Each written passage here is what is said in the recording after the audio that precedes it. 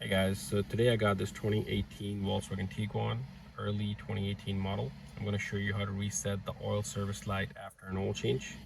So first thing we need to make sure is the car ignition, everything is turned off.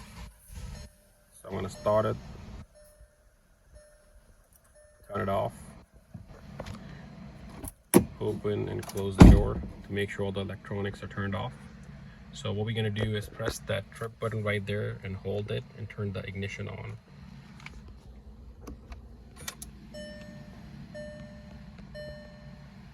So once you see this message, let the trip button go, and then press that one more time.